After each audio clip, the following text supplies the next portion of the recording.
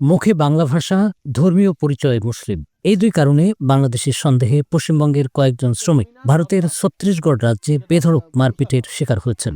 Chhattisgarh police তাদের উদ্ধার করে, তাদের পৌঁছে দেওয়া হয়েছে পশ্চিমবঙ্গের পুরুলিয়া জেলায় তাদের নিজ গ্রাম চেপটিতে।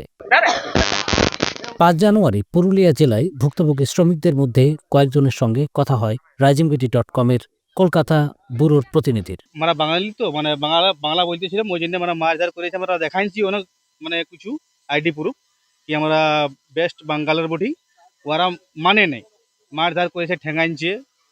আমরা 8 জন ছিলাম, 8 জনের মধ্যে ওখান থেকে পুলিশ এসে, নোকেল পুলিশ সুরজপুর থেকে 4 গুণ শক্তিশালী এনজাইম ও অধিক ফেনা সমৃদ্ধ অরিক সিলভার ওয়াশ মাত্র 70 টাকায়। ওখানে আমরা বাংলাদেশি বলে করে মারামারি করছে আর করছে। ওখানে আমরা কাম করতে যাব কি নাই যাব, ওইসব আমরা আমরা আমরা আইডেন্টি সব দেখাচ্ছি, আধার কার্ড সব কিছু, ভোটার কার্ড সব কিছু দেখাচ্ছে। তা বলছে তোমরা বাংলাদেশি বটো, তোমরা কবে যে মারামারি করবো। তো বজরং দলে মারামারি করছে, ওইখানের লোকে আমরা কাম করতে দিচ্ছে নাই। ওখানে বাংলায় কথা বলছি তো ওরা মারামারি করছে। পুরুলিয়ার পুলিশ বলছে শ্রমিকদের আক্রান্ত হওয়ার বিষয়টি গুরুত্ব দিয়ে দেখছেন তারা।